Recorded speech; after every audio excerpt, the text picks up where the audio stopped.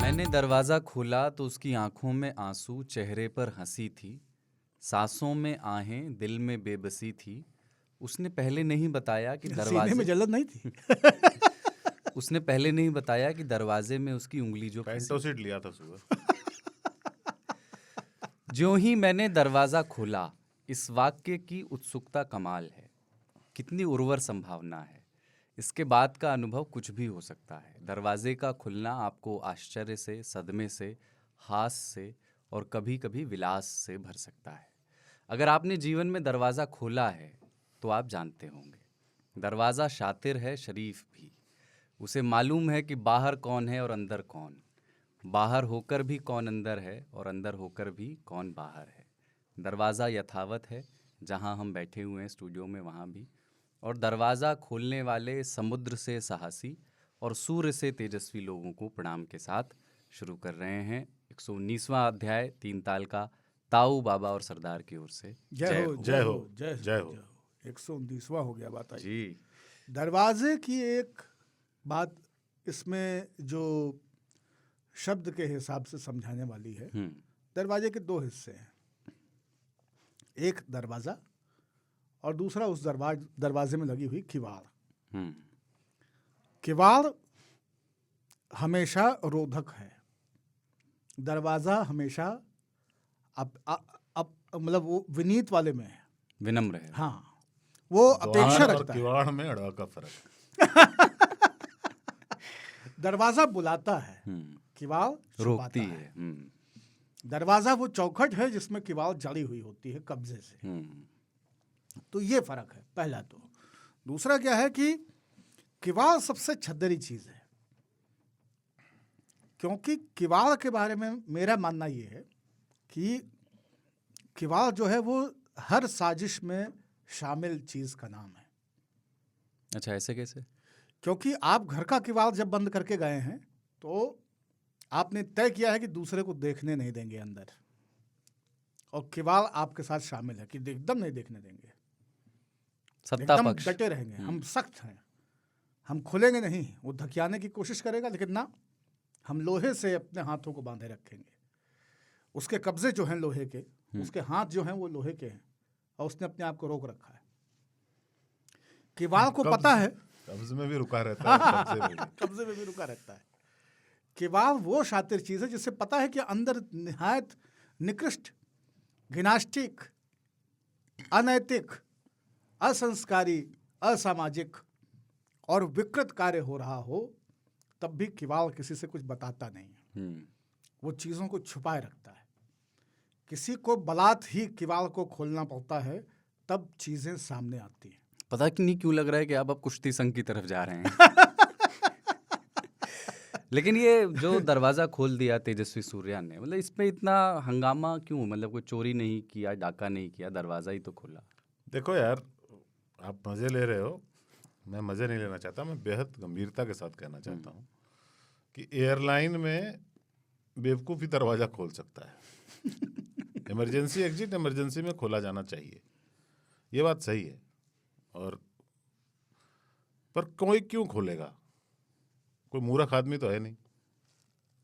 उनका कहना है कि हल्के से हाथ लगाया तो खुल गया, तो जवाब एयरलाइन को देना चाहिए कि इमरजेंसी दरवाजे अगर हल्के से हाथ लगाने पर खुल जाते हैं तो संकट है। लेकिन उससे भी बड़ा संकट मेरे मिजाज दिमाग में ये है कि मैं जितनी बार चढ़ता हूँ, मुझे बहुत तरह के इंस्ट्रक्शन दिए जाते हैं। ये वाले को फुलाना है, पानी में गिरेंगे तो अपना लगाओ फिर दूसरे को लगाओ।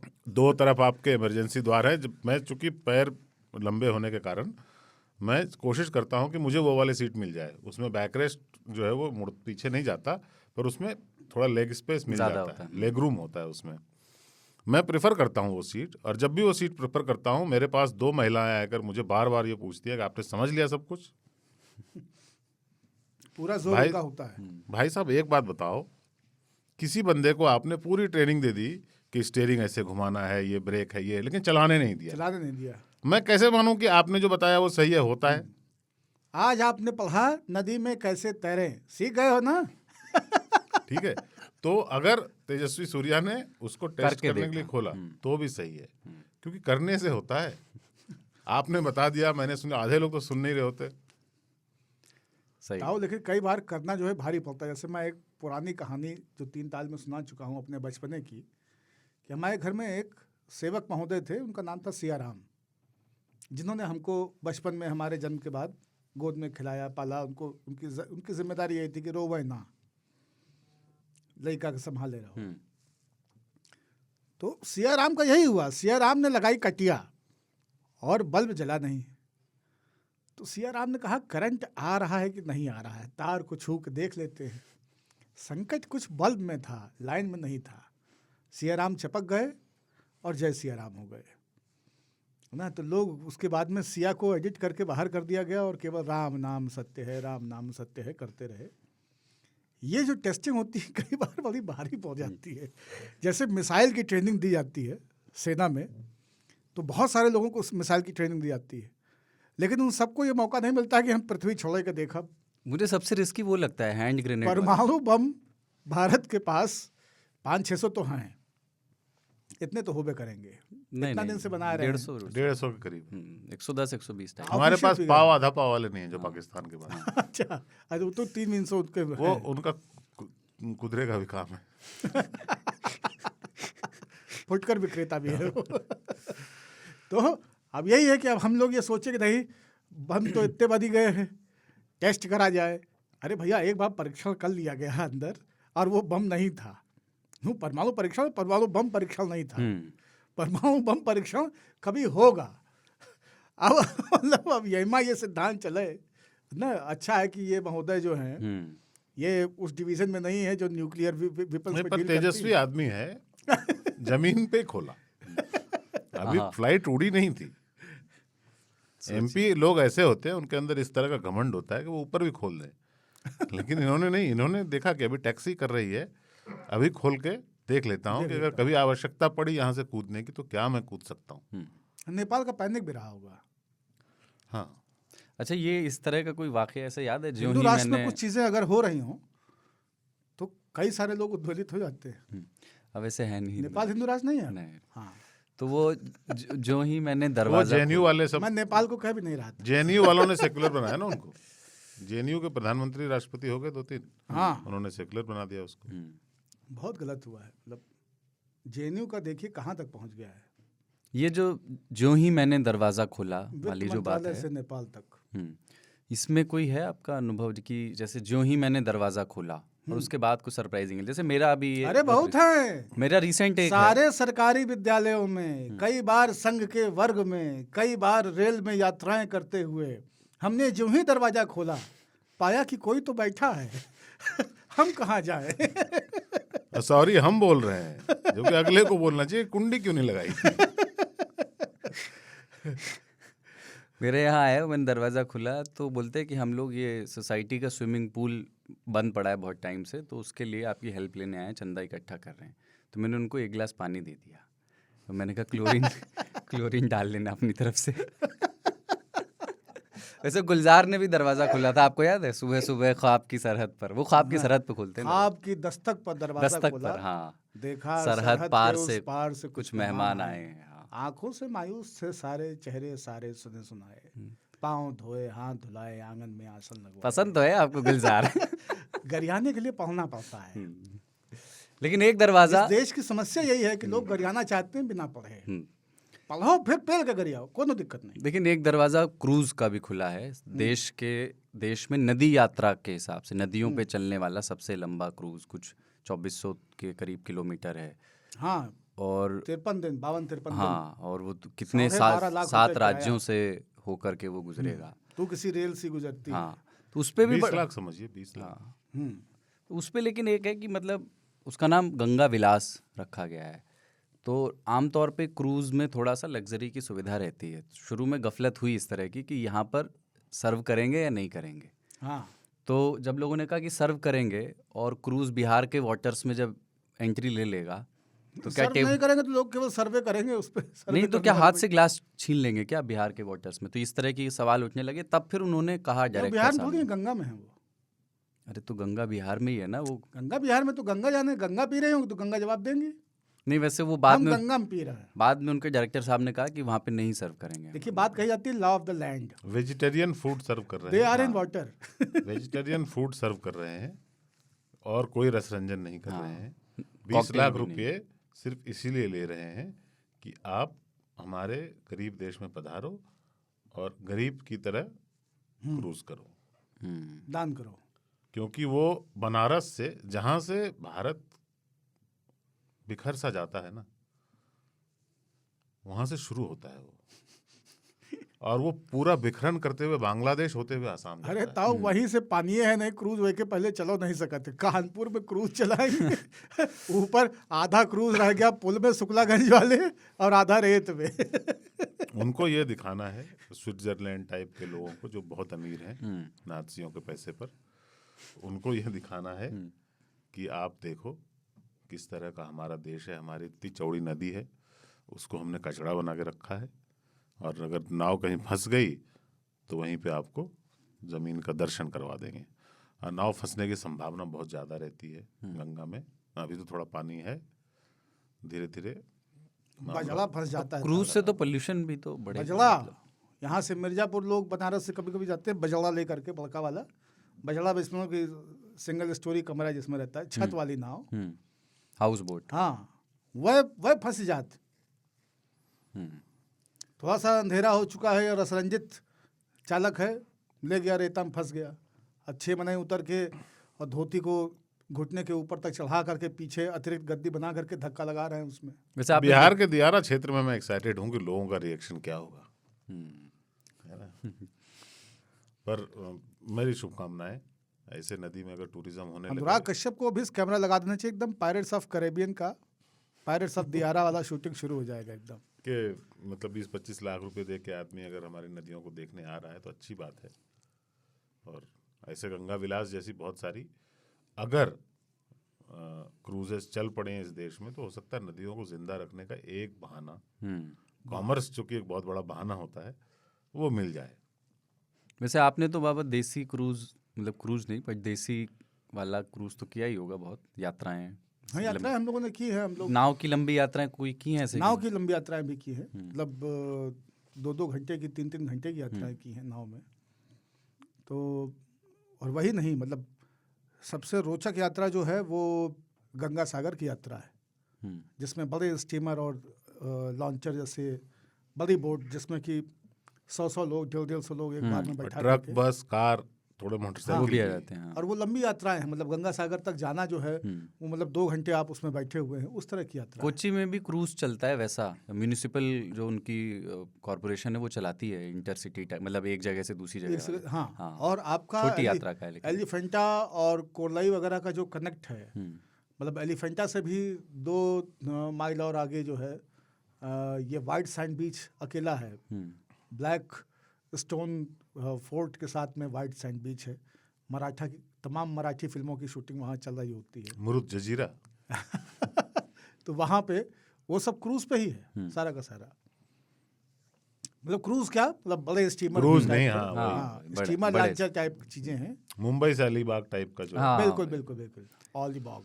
केरला का जो बैक वाटर्स है वो भी बहुत बड़ा विशाल क्षेत्र है, उसमें भी चलते हैं उसमें ये। हाउस बोट है, हाँ, उस बोट है उसमें। हाँ, वो सुंदर है। हाँ। तो आज ऐसे है अपन कि उसमें पानी गंधाता है। केरल की हाउस बोट और डल झील की जो होम वो बोट हाउस है, थोड़े से ओवररेटेड है, क्योंकि पहले दिन बहुत मजा आता है, लेकिन अगर आप 3 दिन 4 दिन का स्टे का कार्यक्रम बना रहे हैं, अपनी टट्टी में तैरते हुए नचेरवा में, मेरा डल का बोट ऐसा ही लगा मुझे। काफी डल है। ठीक है, तो आज किन किन विषयों पे अपन बात करने वाले हैं मैं बताता हूँ कि एक तो राहुल गांधी की भारत जोड़ो यात्रा पूर्णाहुति के अपने करीब है, वो जम्मू कश्मीर में दाखिल हो चुकी है, और यात्रा के दौरान राहुल जैसे चले हैं और जैसे बोले हैं, क्या उससे कोई मिथक टूटा है? और जो हम लोग पिछली बार भी एक बार बात कर रहे थे, कांग्रेस जो कहानी तलाश रही थी, क्या उसका कोई सिरा मिल पाया? क्योंकि अब यात्रा ख़त्म होने वाली है, और ऐसा तो नहीं कि यात्रा के बाद सब कुछ बैक टू स्क्वायर वन हो जाएगा। इस पे बात करनी है, और उसके बाद भारतीय समाज में भोजन की हायरार्की पे बात करनी है। कौन क्या खाता है, क्या ये इस पर निर्भर है कि वो समाज व्यवस्था के किस पायदान पर बैठा है? प्योर वेज है ना, प्योर वेज जो ये कहना किसी भी दुकान को, किसी चीज़ को, क्या ये कहना है कि जो वेजिटेरियन नहीं है वो अशुद्ध है या अपवित्र है? एक वायरल ट्वीट से ये बहस शुरू हुई है सोशल मीडिया पर, तो इसे विस्तार देंगे। और बिजार खबर में एक आदमी ने 100% शुद्ध गाय के देसी घी से बना। हाँ, अब इसमें समझ नहीं आता कि घी शुद्ध है कि गाय शुद्ध है। बड़ा संकट है, बच्चों को काट कर हिंदी फल का खिलाएं। सत्यानाश हो गया है एकदम। तो बिजार खबर में एक आदमी ने दिल्ली के एक 5 सितारा होटल को चूना लगाया। उसने बड़ा कर्रा। यूएई का शाही परिवार का आदमी बता करके खुद को होटल में महीनों तक रहा और फिर एक अदा से वहाँ से चंपत राय हो गया। आखिर में प्रिय तीन तालियों की चिट्ठियाँ हैं, लेकिन पहले एक ब्रेक। आज तक रेडियो पर तीन ताल सुन रहे हैं आप ताऊ बाबा और सरदार के साथ। जीवन अगर एक यात्रा है तो कहना राहुल गांधी का कि भारत जोड़ो यात्रा एक सफ़र है, और वो 7 सितंबर से वो शुरू हुआ और अब वो अपने आखिरी पड़ाव पे है। जम्मू कश्मीर पहुंच गए हैं, तानी बहुत सारे, कन्याकुमारी से शुरू हुआ था और बहुत सारे राज्यों से होकर के पहुंचे हैं। 30 जनवरी का उसका ऑफिशियल समापन है और आज की तारीख में अभी जब हम लोग बात कर रहे हैं करीब 130 दिन, उनको 130-32 दिन हो गए हैं चलते हुए, और 20 से 25 किलोमीटर ऑन एन एवरेज वो रोज़ चल रहे हैं। इसमें ना इसके हासिल और उस पर मैं आऊँगा, लेकिन एक रैप पिछले दिनों इसका वायरल हुआ। एक छत्तीसगढ़ की अनम मलिक, मिले कदम जुड़े वतन जारी है राहुल गांधी की भारत जोड़ो यात्रा। सुना आपने? काफ़ी बहर में है वो। हाँ, मैंने सुना। बहर से बाहर है। हाँ, वही। बहर से खारिज। तो वो एक तो वो मतलब वो अगर आपने नहीं देखा है बाबा, आप देखिए वो रैप। देखा, ठीक है। हाँ, तो वो उससे नुकसान जो है ना वो ढिंचिक पूजा के करियर को होगा। हाँ, जिस दिन ये आया था रैप, उस दिन ढिंचक पूजा ट्रेंड कर रही थी कि एक और मिली हैं। वो अकेली नहीं रही अब। हाँ, लेकिन एक बात जो ताऊ आपने कही थी कि क्रेडिबल स्टोरी टू टेल, ये नहीं है अभी भी। ऐसा पता नहीं है कि राहुल गांधी के पास है या नहीं, क्योंकि उन्होंने ये कहा है कि ये यात्रा राजनीतिक नहीं है। मतलब इसको वो घोर राजनीतिक नहीं कहते रहे हैं, वो एक मोहब्बत नफ़रतों की दुकान में नफ़रतों, ये हाँ राजनीतिक स्टेटमेंट है। हाँ, लेकिन सिर्फ इतना ही है, उसका कुछ इलेक्टोरल वो नहीं है, और वो कहीं पर भी जाकर इलेक्टोरल क्योंकि कुछ निकलेगा नहीं, इसलिए कहना ठीक नहीं है। हाँ, नहीं तो उसमें ये था कि कोई ऑल्टरनेटिव विजन उनके पास नहीं है, ये बात आ रही थी बार बार इसका। और सिर्फ इसका जो मकसद है वो उनका स्वयं का इमेज बिल्डिंग, स्वयं का इमेज सुधार ज़्यादा है। मनोज सीजी हैं, वो इंडियन एक्सप्रेस में लिखते हैं ना, तो उन्होंने एक आर्टिकल लिखा और उसमें उन्होंने कहा कि कुछ इशारे मिलते हैं अगर कुछ है। तो उन्होंने कहा कि उन्होंने पिछले दिनों अपनी यात्रा में जो जो बातें कही हैं उसमें एक बात कही है बच्चों को एक नई इमेजिनेशन देने की। वेग बातें हैं पर जो उन्होंने हाईलाइट किया है। दूसरा, एजुकेशन सिस्टम को इस तरह बदला जाए कि वो जॉब दिलवाने की ओर केंद्रित ना हो करके स्किल सिखाने की ओर केंद्रित हो। उन्होंने देश को प्रोडक्शन नेशन बनाने की बात कही, किसानों के लिए एक नई योजना और इकोनॉमिक क्वालिटी की बात की। और तीसरी चीज़ ये कि कांग्रेस शायद ये सोच रही 2024 में अगर जो कांग्रेस की छतरी वो बनाना चाहती है तो वो बाकी पार्टियों के लिए एक आइडियोलॉजिकल फ्रेमवर्क दे सकती है, उसमें उसको जहाँ झुकने की भी ज़रूरत होगी झुकेगी। पर इस तरह का उन्होंने लिखा। और क्या अब जब ये अंग्रेजी में ऐसे लिखा जाता है। हाँ, तो क्या ये यात्रा जब अपने समापन की ओर बढ़ रही है, सीट दी जाती है, कैबिनेट में जगह दी जाती है, आइडियोलॉजिकल फ्रेमवर्क कहीं नहीं दिया था गठबंधन के लिए। ये किसी अल्टरनेटिव कहानी की दिशा में बढ़ने की शुरुआत ऐसा लग रहा है कि अभी भी उस स्तर पे कोई भी कांग्रेस ने प्रगति नहीं की है। अरे मैं शुरू से इस यात्रा का समर्थक रहा हूँ और मैं समझता हूँ कि अच्छा काम है। घूमना चाहिए। एक तो वो चल रहे हैं, दूसरा देश देख रहे हैं, बहुत सारे लोगों से मिल रहे हैं। आप हम कटे लोग रहते बात कर चुके ताऊ कि कितना जरूरी है चलना। ये अच्छी चीज़ है। तो मैं इस मामले में इस बात के साथ हूँ कि यार हर नेता को चाहिए कि वो थोड़ा इस तरह का एक्सरसाइज बीच बीच में करें। उससे क्या होता है, आप ना पूरे देश को देखते हो, टुकड़ों टुकड़ों में प्रायोजित कार्यक्रमों से बाहर चले जाते हो। आप खेत आपको दिख ही जाते हैं, गरीबी आपको दिख ही जाती है ना। कोई आके अपना दुखड़ा सुना देता है। पर चूंकि वो राजनीतिक नेता है और कांग्रेस पार्टी का चीफ वो किसी को भी बना दें वही माने जाएंगे। मुझे इस बात से थोड़ी सी आपत्ति है कि इसमें बहुत सारे राजनीतिक विषयों को उठाया उन्होंने, ये कहते हुए कि राजनीतिक यात्रा नहीं है, और फिर सलाहकारों से पीड़ित वो इसमें भी दिख रहे हैं। लोग अभी भी उनके पास सही नहीं है। हाँ, सलाहकारों से पीड़ित है। मैं वो बहुत, उसमें दिक्कत क्या है कि आप ऐसे कुछ बातें बोल जाते हैं ना जो आपको सलाहकार उस समय बता देते हैं कि सर ये है, ऐसे बोल दीजिए, वो आप ये जनता के पचती नहीं है। हम्म, तो आप ना अपना ही अच्छा किया हुआ काम अंडू कर देते हैं। वो एक चक्कर मुझे दिख रहा है। राहुल का काफी हिस्ट्री है अंडू करने का। तो ये इस बात का मुझे दुख है कि बीच बीच में और गैर जरूरी बातें उन्होंने की, पर ये यात्रा कांग्रेस के लिए जो हम कहते थे कि कहानी होनी चाहिए राहुल की अपनी, वो राहुल की अपनी कहानी है कि मैं इस देश में, चंद्रशेखर भी चले थे, बहुत सारे लोग चले हैं, किसी ने कोई रथ पे गया, कोई कहीं गया। अभी भी लोग रोड शो करते हैं ना, पर वो कहीं जाता नहीं है, वो जिम जैसा है। वो शो होता है बस। हाँ, कि आप 75 किलोमीटर दौड़े पर जिम के अंदर ही थे। ये रोड वाला ट्रिप अच्छा कोई है। नहीं कर रहा है, रोड शो कर रहे हैं। हाँ, ये वाला अच्छा है कि आप कन्याकुमारी से कश्मीर तक गए। इसमें एक This is- चीज़ बाबा जोड़ के फिर कि जैसे एक समस्या राहुल गांधी की कथन की भी है कि जैसे वो कभी कोई बात कहनी शुरू करते हैं, अक्सर ये समस्या उनके साथ आती है कि शुरू कहीं से करते हैं और वाक्य के आखिरी हिस्से में कहीं और पहुंच जाते हैं। एक्सप्रेशन की समस्या।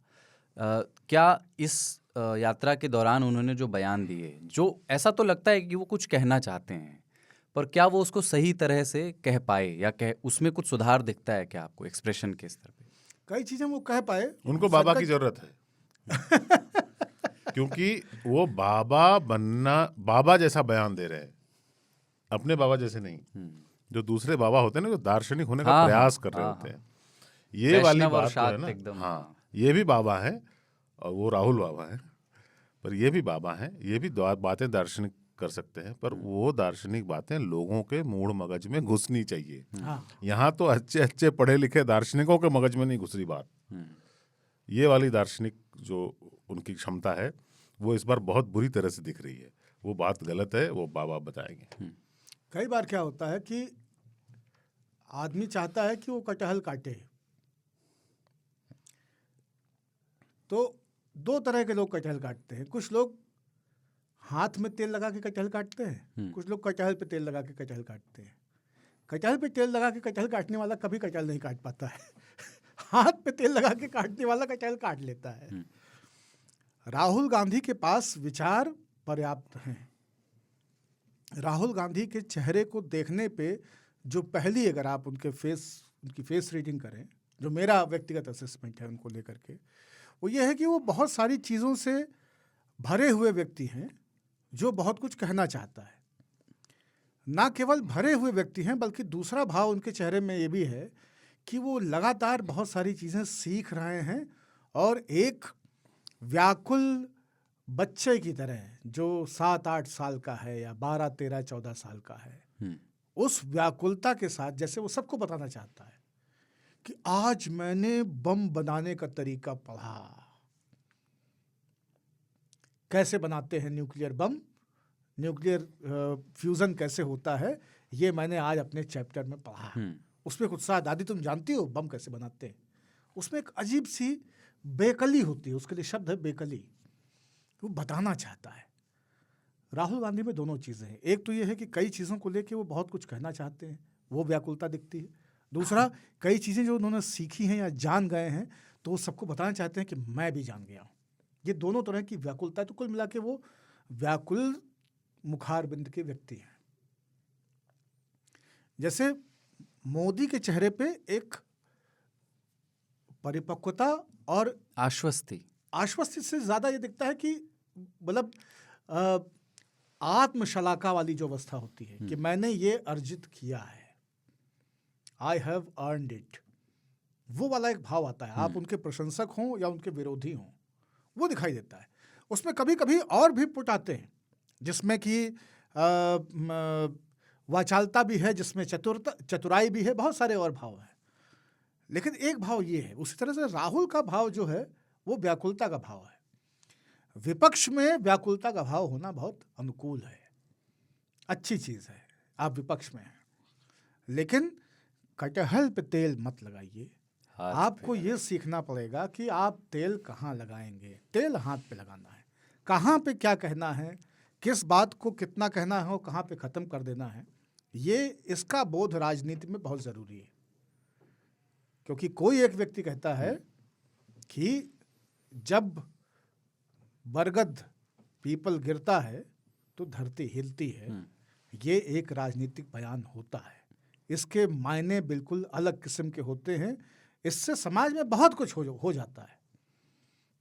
जब कोई कहता है कि परिंदा पर नहीं मार सकता, और उसके बाद दूसरी तरफ आदमी कहता है कि जिंदा जत्थे आएंगे मुर्दा जत्थे जाएंगे, सौगंध राम की खाते हैं हम मंदिर वहीं बनाएंगे, तो इन वाक्यों का एक अभिप्राय होता है। राजनीति में आप क्या कहते हैं इसको दो स्तर पर स्पष्ट होना होता है।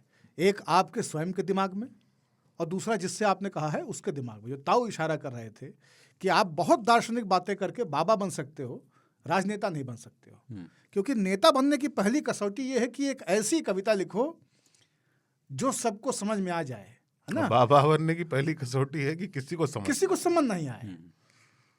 जैसे बाबा बनने की कैटेगरी में, है ना, ये निराला लिखते हैं, है ना, कि प्रिय स्वतंत्र रव अमृत मंत्र नव भारत में भर दे। अब कौन पल्ले पर कहीं यार बला कर रहा लिखी है, एक और शब्द समझ नहीं आवा। हम लोग अभी डोर की बात कर रहे थे, और उसके बाद में जो नेतागिरी वाली भाषा है, जिसको लोगों तक पहुंचाने वाली भाषा है, वो इससे एकदम ना, वो कहता है सैया मोरे लड़का यहाँ मैं क्या करूं। नेताजी तो ये कहते हैं ना कि मैंने उनको प्रणाम करने का काम किया, क्योंकि लोगों को लगे कि कई काम कर रहे हैं, प्रणाम नहीं कर रहे। ठीक है, तो 5 साल के बाद वो बता सके कि बहुत सारा काम कर किया है। ये तो काम ही करते रहते हैं हमेशा। इतना स्पष्ट उनको होना पड़ता है ताकि जनता के मन के अंदर जाए। तुम कहती हो जयराम जी की, हम जयराम जी की बात एक ये नहीं है। जो स्टोरी टेलिंग की ताकत है कि आप ये जानते हुए भी कि ये छद्म कहानी है ऐसे बताई जाए। ये बागेश्वर बाम वाला जो बाबा हैं धीरेन्द्र शास्त्री, वो उनका एक वीडियो है, मैं देख रहा था, तो बोले हमारी रावण से बात भाई, फोन पे रावण से हमारी बात हुई, तो हमने उनसे कहा हाँ रावण, तो रावण ने कहा हाँ बागेश्वर वाले बोल रहे का, हमारी बुंदेली में ही होती उनसे बात। और फिर वो बोले कि आवाज़ सरसरा के आ रही थी, तो हमने कहा 10 सरों से एक साथ बोल रहे का। तो सबको पता है कि ये बेवकूफ़ बना रहा है, झूठ बोल रहा है, लेकिन जो उसमें एक बिंब है, एक मेटाफर है, तो वो कम से कम वही राहुल सीखें। दूसरा एक चीज़ जो है, जो जहाँ से आपने शुरू किया कि इस यात्रा का लक्ष्य क्या है, तो अंग्रेजी में बहुत सारे लोग आपको बताएंगे कि आइडियोलॉजिकल फ्रेम, किसानों के लिए कोई किसान खाद, बीज और दाम 3 का लोभी होता है। उसको जो देने लग जाएगा उसके साथ चला जाएगा। किसानों का कोई एजेंडा नहीं होता, किसान का अपना एजेंडा होता है। किसान किसी के एजेंडे पे नहीं चलता है, किसान हमेशा अपने एजेंडे पे चलता है। तो किसान वाली बात यहाँ पे हो गई। गठबंधन कभी भी आइडियोलॉजिकल फ्रेमवर्क में नहीं होता है, ना हुआ है ना हो सकता है। आइडियोलॉजिकल फ्रेमवर्क पे हुए गठबंधनों में समाजवादी पार्टी ने वाम को झिड़की दे करके अमेरिका भारत परमाणु समझौते के पक्ष में मतदान किया था। सबसे अभिन्न मित्र होते थे। उस 2008 की मेरे ख्याल से बात है जब परमाणु समझौता हुआ, उसके पहले की सारी प्रेस कॉन्फ्रेंसेस में हमको हमेशा सपा और वाम दल एक साथ बैठे दिखाई देते थे। हर मुद्दे पे सपा जो है वो वामपंथियों के साथ में चिपका हुआ एक कंपल्सरी आइटम जैसा था कि जब भी आएगा तो लक्ष्मीकांत प्यारेलाल दोनों होंगे, नदीम श्रवण दोनों होंगे। वो जोड़ी टूट गई। गठबंधन की कोई मर्यादा, कोई गठबंधन खुद कोई आइडियोलॉजी नहीं है, उसकी कोई आइडियोलॉजिकल फ्रेमवर्क क्या हो सकता है। जुगाड़ होता है गठबंधन। उसके लिए जो सही आम प्रचलन का भाषा है ना, बाबा लोगों के लिए शब्द है गठबंधन, आम लोगों के लिए जुगाड़ करके सरकार बना ली। कांग्रेस के बारे में जो आपने सवाल शुरुआत में पूछा कि ये कहाँ पहुँचेगी, यात्रा से क्या मिला, एक तो 30 जनवरी को ख़त्म नहीं करना चाहिए। पुण्य तिथियों पे यात्राओं को पूर्ण काम घोषित नहीं किया जाता है, किसी सकारात्मक दिन पे किया था, लेकिन ठीक है, बापू से उसको कनेक्ट करना चाहते हैं। कांग्रेस कितना भी हाथ पैर मारे या राहुल गांधी कितना भी प्रयास करें, ये अपने प्रयासों से सत्ता में नहीं आने वाले हैं। जिसको ये सत्ता से हटाना चाहते हैं वो जब अपने प्रयासों के कारण सत्ता से हटाए जाएंगे तो लोग इनको सहज ही सत्ता सौंप देंगे। इनको तब तक अपने आप को जियाए रखना है। ये टीम के 12वें खिलाड़ी की तरह पैड बांध के तैयार रहें, तत्पर रहें। तो इनको ढिबरी में उतने तेल चाहिए जिससे रात कट जाए। सत्ता इनको चाहिए नहीं ना, यही तो बार बार कहते हैं। सत्ता इनको तो जहर के चाहिए समान नहीं। है, बोल सर, चुके हैं। यही वो मोहब्बत की दुकान, एक मोहब्बत ये मोहल्ला मोहब्बत वाला एक धारावाहिक आता हाँ है। कि नफरत के बाजार में मोहब्बत की दुकान, फिर लोग बोलते हैं मोहब्बत खरीदी नहीं जा सकती। दुकान किस लिए लगाई है आपने? मोहब्बत की जन वितरण प्रणाली होनी चाहिए ना आपके पास। मोहब्बत की दुकान लगाई है यहाँ आपने। सस्ती दरों पे मोहब्बत मिलती है। वैसे वो चंद्रशेखर का आप जिक्र कर रहे थे, उन्होंने भी एक बार, उनका ये कथन बड़ा मशहूर था ना राजनीति में, उन्होंने कहा था कि मैं बनूंगा तो सीधे प्रधानमंत्री बनूंगा। राहुल गांधी भी अभी तक मंत्री नहीं बने हैं। कि वो जब कहते हैं कि मुझे सत्ता नहीं चाहिए, तो मुझे लगता है प्रधानमंत्री को छोड़ करके बाकी पदों की बात कर रहे हैं। प्रधानमंत्री ही बनना है उनको सीधे। नहीं, वो उनको बनना नहीं भी होगा तो वो बना दिए जाएंगे। योग्यता तो उनको जन्म से मिली है। वो सवाल वो नहीं बनाने है। वालों में है। सवाल वो नहीं है। सवाल ये है कि दो तरह के मैसेज इस यात्रा से नहीं जाने थे। कहानी बहुत अच्छी है, अभी भी है। बाय द वे, यात्रा सफल रही है, मैं मानता हूँ कि बहुत यात्रा पूरी सफल तरह रही से है। सफल है। कांग्रेस के किए गए कामों की तुलना में रिसेंटली ये यात्रा बहुत सफल रही पिछले है। 8 साल में ताऊ इसलिए मैं एक ही कहता काम हूं तो हुआ है कि ये यात्रा हुई है। कि इनके सलाहकारों के मैसेज बावजूद ये यात्रा सफल हो गई। आप कह रहे थे 2 मैसेज कह रहे थे आप नहीं जाने चाहिए। 2 मैसेज नहीं जाने चाहिए थे। 2 मैसेज से मेरा मतलब 1-2 नहीं था। ये था कि आप ना इसको, जिस तरह से आपने भारत जोड़ो यात्रा की, आप सिर्फ एक चीज में लगे रहते कि मैं लोगों से मिल रहा हूं, लोगों से जुड़ रहा हूं और फर्स्ट हैंड एक्सपीरियंस कर रहा हूं अपने देश का, और मैं ये काम पैदल कर रहा हूं, रोज चल रहा हूं। और अगर राजनीति लानी थी तो फिर उस पर अड़े रहते कि मैं इस सरकार को बदलना चाहता हूं, इस देश में परिवर्तन लाना चाहता हूं। ये कहना कि ये राजनीतिक यात्रा नहीं है, इसका किसी चुनाव से लेना देना नहीं है, लेकिन आप बातें राजनीतिक कर रहे हैं, इस तरह के 2 तरह के मैसेज नहीं जाने चाहिए थे। इसको राहुल गांधी की यात्रा रहने देना चाहिए था। और इसमें ये तरह तरह के लोग घुस के ना थोड़ी देर हाँ, वो 10 कदम वाले 10 जिन्होंने किलोमीटर, कल रात में जूता खरीदा है मेट्रो से जाकर हाँ के या हाँ कहीं से, 5 किलोमीटर, स्केचर्स और एसिक्स, और एनीथिंग, यूट्यूब ये कुछ आपने उनको इकट्ठा कर लिया। और उनकी जो, अगर इस यात्रा को उस तरह और बंदर दोनों पहुंचे हुए प्रोजेक्ट ही नहीं करना था, आपके दुश्मन चैनल, आपके बहुत सारे दुश्मन चैनल भी हैं, है ना, आपके दुश्मन चैनल भी इस यात्रा को दिखाते। अगर आप थोड़ा सा एक्सेस उनको देते, आप एक कार्यक्रम कर रहे हो ना, हर कार्यक्रम में हर आदमी को कवरेज करने का इंतजाम होना चाहिए। और आप रिपोर्टर्स भी आपके साथ चल रहे हैं, 100 दिनों तक आपके साथ चले हैं, लेकिन आप उनको इंटरव्यू नहीं दोगे। क्यों? क्योंकि वो किसी चैनल का है। हम सिर्फ यूट्यूब वालों को देंगे या कोई इंडिपेंडेंट लोगों को। फिर आप दूसरों को क्यों क्रिटिसाइज करते हो प्रेस कॉन्फ्रेंस नहीं करने के लिए? बिल्कुल। आपसे वही सवाल पूछते हैं वो। आप बोलते हो क्या आपको डर लगता है? मुझे तो डर नहीं लगता, मुझे तो ठंड भी नहीं लगती। अरे इशू नहीं है ठंड, भाई साहब, इस देश में लोग ठंड से मरते हैं। एक कंबल के लिए दिल्ली में आदमी फुटपाथ पे और फ्लाईओवर के नीचे दुबक के मर जाता है। आप उनको कह रहे हो ठंड से डरोगे नहीं तो ठंड नहीं लगेगी। डर नहीं रहा है साहब, ठंड लग रही है। अभी तक आप स्टेट ऑफ माइंड है, गरीबी, इससे निकल नहीं पाए थे।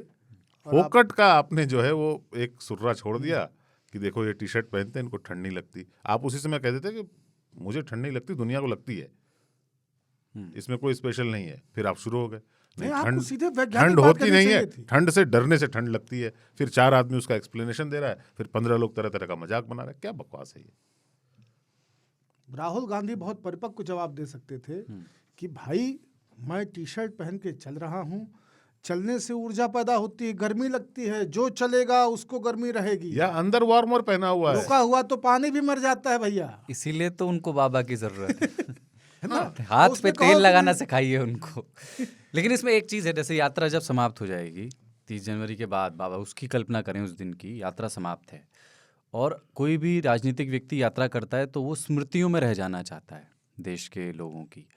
और क्या ये यात्रा अभी जिस रूप में जहाँ ख़त्म हुई है, इस यात्रा की तस्वीरें देश के लोगों की छवि, जब हम राहुल गांधी को सोचेंगे तो पैदल चलता हुआ राहुल गांधी दिखेगा क्या? और क्या उसी में एक हल्की सी बात ये कि उस स्मृति को बनाए रखने के लिए दाढ़ी भी स्थायी क्यों रहे? बोल रहे हो? और स्मृति क्यों बोल रहे हो? बार याद बार बोलो। मेमोरी भी कह सकते हो यार। बार बार एक पार्टी को खींच स्मृति रहे को बनाए रखने के लिए, स्मृति को बनाए क्यों बनाए रखे स्मृति को? वो पूरी लड़ाई कर रहे हैं कि स्मृति को हटाओ, आप कह रहे हैं स्मृति को बनाए रखने के लिए। वो दाढ़ी भी रखे रहेंगे मतलब। मुझे इस यहाँ पे मैं यही रखना पे आना चाहिए चाहता था कि अगर उनको मेमोरी ऑफ मार्च एक बहुत अच्छी फिल्म है, उस तरह से अगर कुछ चेतना में लोगों के रोक के रखना है, तो चाणक्य की तरह चाणक्य ने मगधेश को ध्वस्त करने के लिए और अलक्षेत्र की पराजय के लिए जब प्रतिज्ञा ली, दरअसल उनकी व्यक्तिगत लड़ाई थी चाणक्य की वो, क्योंकि चाणक्य के माँ बाप मारे गए, चाणक्य बेचारे अपना पत्थर से खुद अपने दांत तोड़ के कुरूप हो लिए, और चाणक्य की प्रतिज्ञा थी कि मैं शिखा बांधूंगा तब जब मैं शत्रु के श्रोणित से रक्त से अपनी शिखा का प्रक्षालन कर लूंगा। तो इस तरह की प्रतिज्ञा इनको भी लेनी चाहिए कि दाढ़ी अब तभी बनेगी जब अपनी सरकार बनेगी, और अच्छी लगती है। हाँ अच्छी लग रही है, अच्छी लग रही है दाढ़ी। इतनी बढ़िया गझिन आई है, गझिन आई है एकदम, मतलब समझाएं। भीषम भीषम पितामह की दाढ़ी जो महाभारत गझिन के को हम क्या लोग डेंस हाँ, बोलेंगे? हाँ, घनी घनी। घनी, हाँ क्योंकि दाढ़ी जो है ना वेवी है इनके, हाँ बहुत सरपेंटिसाइटिस बाल हैं सारे के सारे एकदम, लगता है कि वो राड दिखाई गई है गरम वाली, और बढ़िया लग रही है। मतलब ये दाढ़ी जो है ये दार्शनिक दाढ़ी है। रोमन दाढ़ी में इटली से कनेक्शन नहीं करना चाहता पर रोमन मूर्तियां जब देखता हूँ ना उनमें जो दाढ़ी होती है वो जेनेटिक चीज है। डेविड के, माइकल एंजेलो के सारी दाढ़ियां जो ऐसी बहुत हैं, अच्छी दाढ़ी, करवी, उनको रखना। एरिस्टोटल की, अरस्तु की और सुकरात की, इन सब की आप मूर्तियां देखेंगे या इनके चित्र देखेंगे तो इन सब की दाढ़ी आपको ऐसी ही करवी दाढ़ी मिलेगी, और ये अच्छी बियर्ड है। दूसरा क्या है कि एक परसेप्शन आपने गेन किया है, बहुत जल्दी से जीन्स पहन के और कोट पहन के और दाढ़ी छिलवा करके और बाल फिर से कंघी करके एकदम चपकौआ वाले मार के फिर पुराने वाले लगेंगे। उसको ब्रेक नहीं करना चाहिए, नहीं तो ये लगेगा कि आप विपश्यना कर रहे थे रोड पे, और लोगों का विपश्यना से कोई मतलब नहीं होता, क्योंकि फिर ये व्यक्तिगत संतान बन जाता है। गांधी ने कपड़े उतारे तो फिर जीवन में दोबारा पहने नहीं।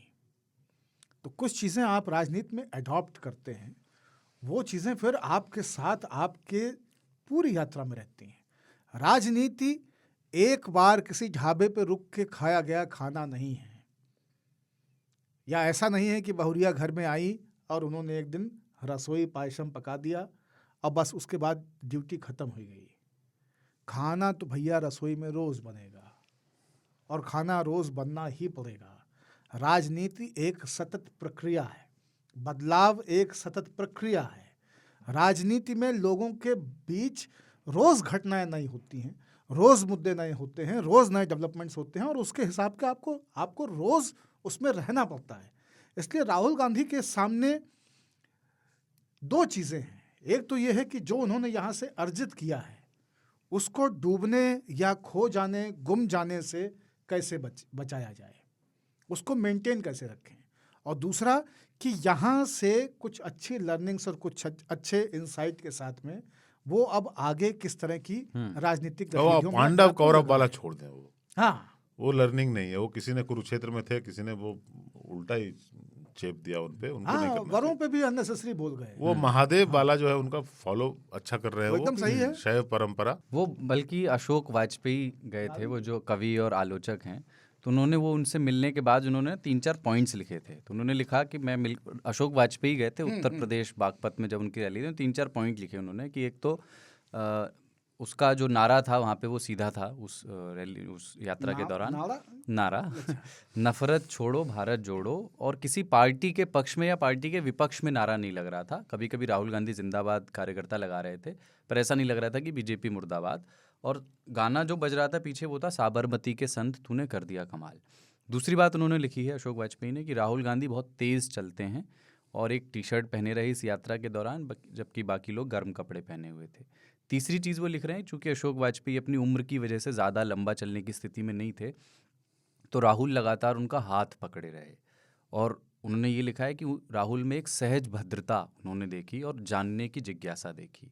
और उनके ये पूछने पर कि इतनी लंबी यात्रा से उन्हें भारत के बारे में क्या समझ आया, तो वो बोले कि ऐसे में हर खोज अपनी ही खोज होती है, और मेरी समझ ये बनी है कि मैंने अपना नया आत्म खोजा है। चौथी बात यह कि राहुल ने कहा कि इस हिंदुत्व में सिर्फ जैसा तैसा वैष्णव तत्व है, पर शैव या शाक्त तत्व नहीं है। जो आप शिव वाली जो बात कर रहे थे, तो ये अशोक वाजपेयी ने चीज़ें हाईलाइट की। काफ़ी दार्शनिक नुमा सी बातें हैं। एक लगता नहीं कि एक नहीं, उन्होंने राजनेता की दार्शनिक बात बातें ही बहुत अधिकतर उसमें कही हैं हाँ। कि पर इसमें बाबा ये जो 4 ऊपर वाले पॉइंट है, इससे वो शाक्त, शैव, वैष्णव, इसके चक्कर में इनको नहीं पढ़ना चाहिए। हाँ। क्योंकि ये बहुत बहुत डीप स्टडी के बाद आने का आपके। और दूसरी बात है कि इनके पास वो शब्द भी हिंदी के नहीं है, हाँ। जिससे लोग वोकैबुलरी बहुत resonate इंपॉर्टेंट है ना करें, एक्सप्रेस करने के लिए। तो आपको इसमें नहीं पढ़ना चाहिए। बाकी की चारों बातें बहुत जबरदस्त है। ये बात सच है कि नफरत छोड़ो भारत जोड़ो एक अच्छा नारा है इस टाइम में। और वही रख दो। टी शर्ट पहने रहना और ये कहना कि मैंने ये this is discovery, not discovery of India, this is discovery of Rahul Gandhi. ठीक है। और यही वो कहना चाहते जब उन्होंने कहा कि मैंने उस राहुल गांधी को मार दिया है, खत्म, गया वो। वही है ना कि स्टोरी टेलिंग। लेकिन गड़बड़ हो गया कहने में ना। रावण बोल ले। तो वही नहीं, और ओवैसी को क्या चिरान लगी, सोचिए, है ना, कि खत्म हो गया पे।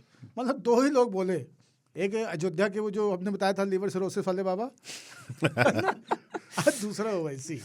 मतलब क्या स्तर हो गया है। लेकिन एक चीज है लेकिन बाबा, राइट विंग लीडर्स में ओवैसी है, बीजेपी के तो हैं बहुत सारे, पर ओवैसी ही है जो कि अच्छा वक्ता है।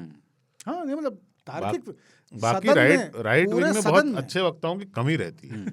पूरे सदन में, पूरे राइट विंग में, हाँ, लोकसभा में पूरी राइट विंग आप हर तरफ देख लीजिए, उसमें एक ही व्यक्ति ऐसा है जो तार्किक परिणति वाला है। यस, उसकी बैरिस्ट्री इस मामले में दिखाई देती है। मैं हमेशा से ओवैसी के भाषण के कंटेंट का प्रशंसक रहा हूँ, कॉन्स्टिट्यूशन में देख लीजिए आप, क्योंकि बहुत ही कॉन्स्टिट्यूशन ओरिएंटेड बातें करता है। भयंकर, क्योंकि उनको पता है कि उसी से चल सकते हैं। जिस दिन वो अपनी बात कहेंगे पहले जाएंगे। तो कॉन्स्टिट्यूशन जो है वो कई बार आपके लिए ढाल का काम करता है। गैंडे की ढाल से बनाया हुआ कवच, वो बाबा साहब को सामने रख के आप उसका इस्तेमाल करते हैं। बाबा साहब को इस देश में बहुत लोग यूज करते हैं। लेकिन नॉन सीरियस वाली जो छवि थी, वो लगता है कि मतलब इस यात्रा में इतने समय चलने के बाद उसको खत्म कर दिया है। नहीं कम है, से कम सीरियस तो कुछ है। होता नहीं है। जैसे मैं आपको खत्म कुछ नहीं एक चीज़ होता है है। कि ये कहा गया, भाजपा के लोगों ने ट्विटर पे ये कहा कि अभी आने दीजिए नया साल, ये छुट्टियां मनाने जाएंगे भारत जोड़ो यात्रा छोड़ करके। हर साल जाते हैं पर वो नहीं दीवार गए। ईंटें से चुनी जाती है, उसके ऊपर रेत सीमेंट का पलस्तर होता है। सबको याद रहता है कि अंदर ईंट है, लेकिन प्रकट रूप से सब पलस्तर और उसके ऊपर लगे हुए रंग को देख रहे होते हैं। अगर आप चाहते हैं कि लोग पलस्तर और रंग को ही देखें, तो आपको सुनिश्चित करना होगा कि पलस्तर झड़े नहीं और तेल हाथ पे लगाएं। हाँ, और तेल हाथ में लगाएं। पलस्तर झड़ेगा तो अंदर से ईंटें झांकने लगेंगे। लोग कहेंगे अच्छा पलस्तर कमजोर था, ईंट बाहर आ गई। और दूसरी बात है कि जब ईंट लग रही थी ना, तब हरे वाला जो पर्दा आता है ना, वो लगाना था और दीवार अनवील पलस्तर के बाद करना था। हाँ। लोगों ने एक एक ईंट देखी हुई है। हाँ। एक ईंट देखी हुई है। ये है बिल्कुल। अच्छा, एक जो ये है कि अब वो जो अपना राजनीतिक बयान वो देते हैं, उसमें एक धड़ा ये मानता है कि उनको ना बहुत आइडियोलॉजिकल क्रिटिसिज्म नहीं करना चाहिए। जैसे वो लगातार राष्ट्रीय स्वयंसेवक संघ के बारे में बयान देते रहते हैं, तो उनको ये करना चाहिए कि वैचारिक, अपनी आलोचना को वैचारिक स्पेस से हटा करके राजनीतिक और पॉलिसी लेवल पे ला करके सिर्फ भारतीय जनता पार्टी के अराउंड क्रिटिसिज्म करना चाहिए। क्योंकि मैं राष्ट्रीय इस बात को स्वयंसेवक बहुत इसलिए नहीं मानता हाँ। हूँ, ये बात बार बार कही जाती है। मुझे लगता है कि राजनीतिक संकुल में आपको सब तरह की बातें कहनी पड़ती हैं। एक चीज़ मैं आपको बताऊं, राहुल गांधी की यात्रा और भाषणों के बारे में। राहुल गांधी की यात्रा और भाषणों के बारे में आप वही जानते हैं जितना जनवाया जाता है।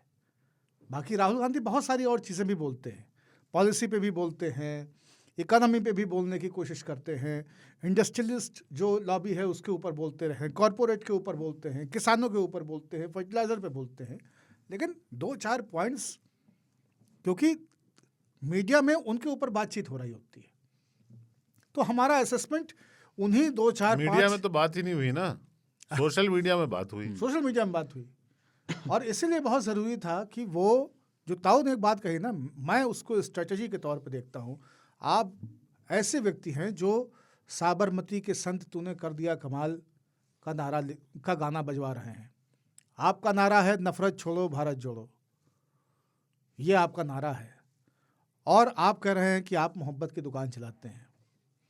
इन 3 चीज़ों के बाद में आपको बहुत सारे कंट्राडिक्शंस खत्म कर देने चाहिए, और केवल कंट्राडिक्शंस खत्म नहीं करने चाहिए, आपको एक वाव फैक्टर पैदा करने चाहिए। मैं राहुल गांधी के साथ अगर चल रहा होता, या मैं राहुल गांधी की जगह चल रहा होता मेरा वजन 15-20 किलो घट जाता बस।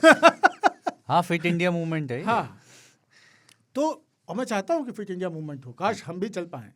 इतना लिवरेज हमारे पास या ताऊ के पास हो, तुम तो ना चलो तभी ठीक है। नहीं, इतना पैसा हमको हो जाए तो हम चले। वही तो कह रहे ताऊ कि इतना लिवरेज हम लोग के पास होता कि हम लोग चल पाते, तो हम लोग काहे कि एक रिपोर्टर गई और वो दिखा रही थी बाथरूम इनका, बेडरूम कैसे सोते हैं। बहुत बढ़िया बाथरूम था, वेस्टर्न टॉयलेट, सब चीज के साथ, पूरा टॉवेल वॉवेल सब सेट एकदम, हाँ, सब सफेद था, शावर और सब कुछ था, और उजर रहल सब। हाँ। और फिर वो महिला बोलती है कि लोग ये समझते हैं कि राहुल गांधी चांदी का चम्मच लेकर पैदा हुए हैं तो बहुत आलीशान जगह रह रहे होंगे, ये देखिए वो आम आदमी की तरह रह रहे हैं। और उसके बाद दिखा भी थी बिना संकोच। तो अब इसमें क्या है कि राजनीति में ये सब तरह की बातें करेंगे, राजनीति में ये सब तरह की बातें कहेंगे, लेकिन अरे डिब्बा गजक का ये कहते ले आओ यार, हैं यार रख दो बीच में, जो लोग देखेंगे उनको भी प्रेरणा मिलेगी गजक खाने की, है ना। जी। तो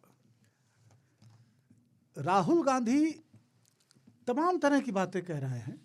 संकट ये है कि वो दार्शनिक बन जा रहे हैं अपने अधिकतर कथानकों में, इसलिए उनको ये बताने की आवश्यकता नहीं कि आप क्या कहें क्या नहीं। इसमें एक मिनट, इसमें उसमें बस बाबा एक चीज करने की जरूरत है कि आप जो कह रहे हैं उसकी क्लैरिटी आपको गेन करनी पड़ेगी। ये जो धड़ा है जो कह रहा है कि आप आरएसएस पर मत बोलो, ये उनका अरे हम होते राहुल गांधी जगह हम शाखा पहुंच गए होते। अच्छा, अगर मैं लिटरली अगर नफरत खत्म करना चाहता हूँ, मोहब्बत की दुकान हूँ, तो मैं शाखा में जाता, स्वयं सेवकों की बागपत में या कहीं पे जहाँ पे भी शाखा लगी हुई होती, भोरे भोरे पहुंच जाता और जाके उनसे सबसे गले मिलता। नॉट अ बैड आइडिया अगर उनके टीम के लोग सुन रहे हैं। अरे सलाहकार बोल रहा हूँ ना, सलाहकार। और उनसे मैं सीधे एक बात कहता कि अच्छा भाई साहब छोड़िए सब कांग्रेस बीजेपी सब छोड़िए, आज हम लोग गंगा पे बात करेंगे। गंगा पे बात करके मैं चला आता, गंगा पे बात करता, गाय पे बात करता और वापस चला आता। उनसे पूछता जरूर कि जलपान का क्या कार्यक्रम है। Nice optics. आम और दूध, है ना। मैं वरुण गांधी से कहता कि आप आइए कांग्रेस में, आप इस यात्रा में आइए, मैं आपको आमंत्रित करता हूं। हो सकता है आपका हृदय परिवर्तन हो जाए, हो सकता है आप गांधी और नेहरू के भारत को फिर से जानने समझने लग जाएं।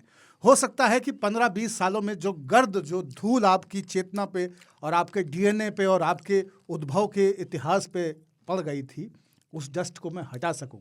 अगर हम दोनों के गले मिलने से वो धूल हटती है तो मैं आपको सहर्ष अपने बाहों में भरत की तरह लेने को तैयार हूँ। ये उनको कहना चाहिए। बाबा फॉर पीएम। मेरा वो बाबा फॉर कांग्रेस प्रेसिडेंट पहले। खड़गे में अड़े है, इसको बाहर करो। खड़गे में अड़ा है यार। आपके में बड़ा वाला अड़ा है तो वो गे। ठीक है। तो बिजार स्टोरी की ओर बढ़ते हैं। राहुल गांधी के बारे में बहुत सारी बातें हो सकती हैं, पर लेकिन जोक्स अपार्ट, राहुल गांधी की उपसंहार स्वरूप में यही कहना चाहता हूँ कि राहुल गांधी की यात्रा पिछले 8 वर्षों में 2014 से 2022 तक की यात्रा में कांग्रेस का पहला अच्छा राजनीतिक काम है। यस, ये प्योरली पॉलिटिकल यात्रा थी। राजनीति में कई बार राजनीतिक चीज़ों को अराजनीतिक कहना पड़ता है और कहना भी चाहिए। आपने लोगों को ये कहा कि मैं भारत देखने निकला हूँ, ये पॉलिटिकल नहीं है। पॉलिटिकल बातें आप करेंगे ही करेंगे, क्योंकि लोग, आप पॉलिटिकल बातें नहीं करेंगे तो स्वेटर बुनने का तरीका तो समझाएंगे नहीं।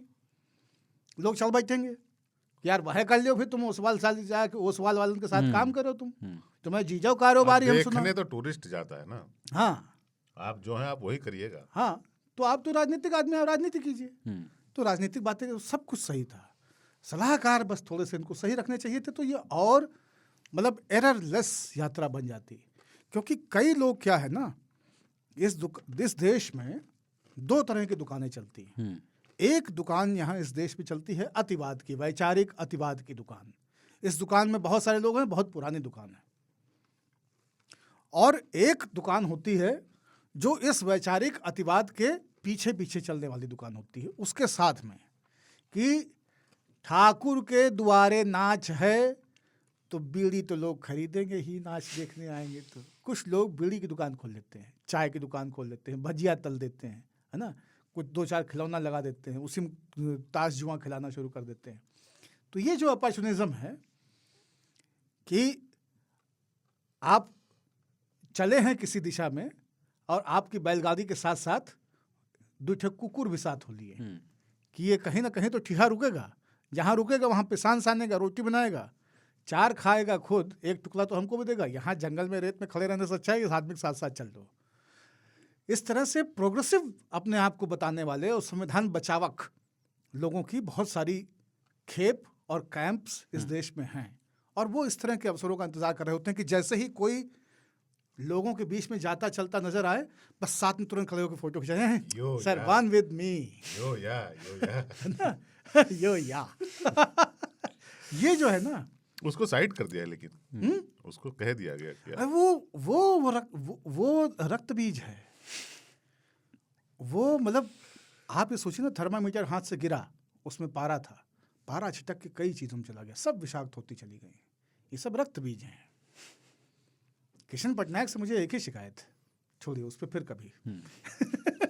ठीक है, तो बिजार खबर की ओर चलते हैं, और ये खबर दिल्ली से है। ठगी का रॉयल नमूना है ये, और इस कहानी के मुख्य किरदार हैं मोहम्मद शरीफ।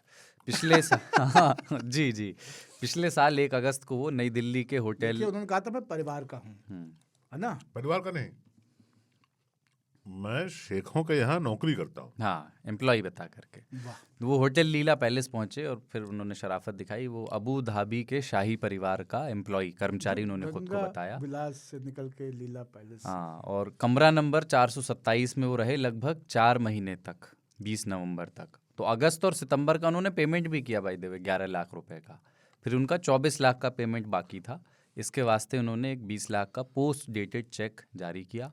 जब ये होटल वाले बैंक में चेक कैश कराने पहुंचे, तब मालूम चला कि चेक बाउंस हो गया है। जब तक उन्हें ढूंढते शरीफ साहब फरार हो गए थे।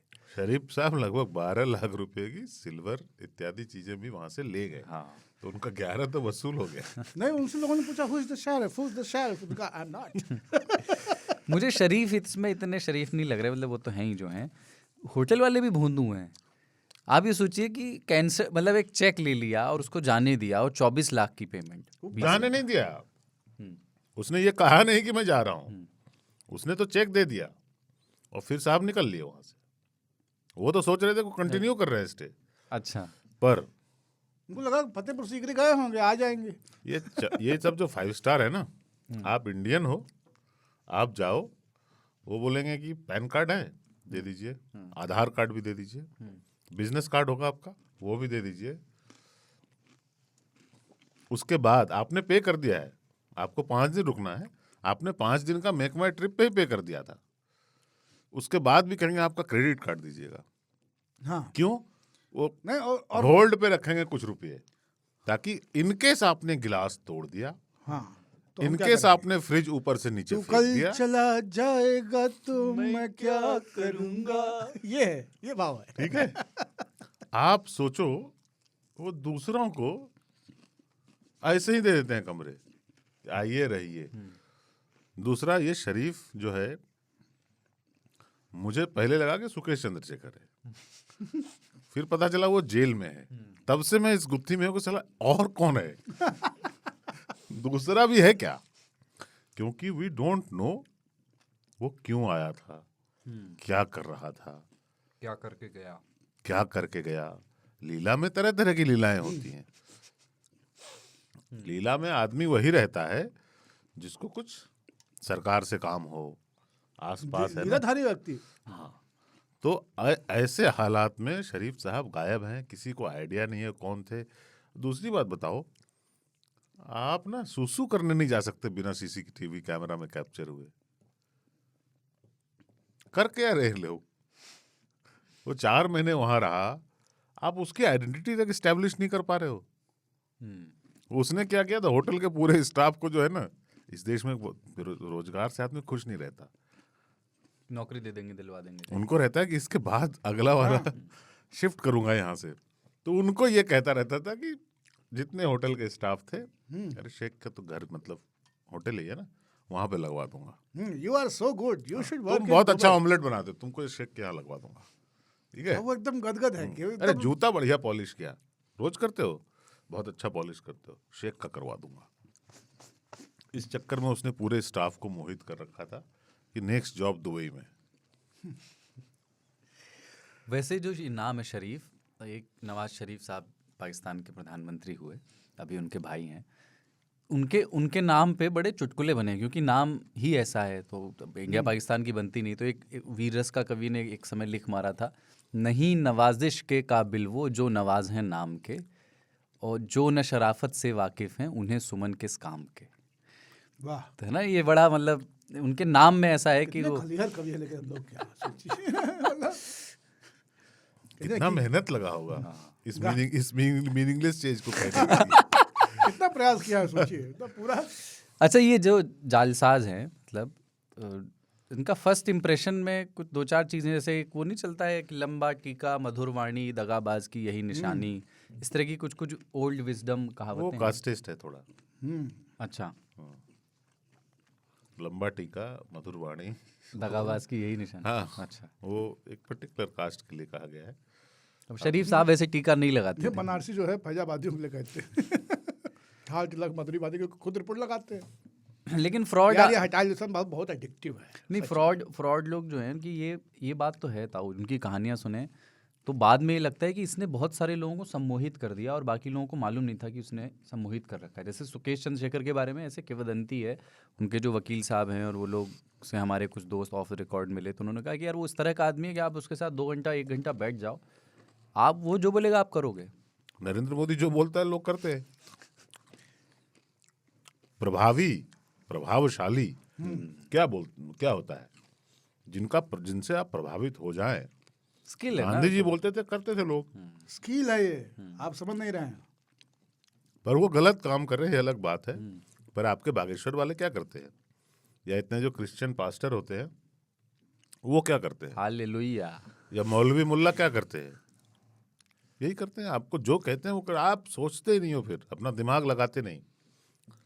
वो कह देते हैं बागेश्वर वाले कि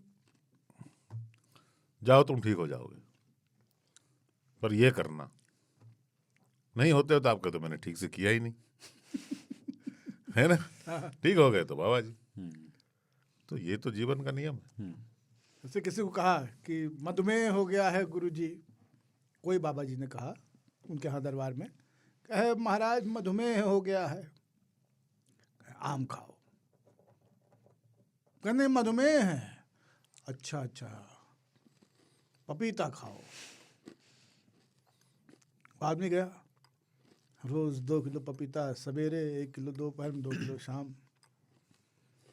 3-4 महीने बाद अंधा हो गया, फिर मर गया।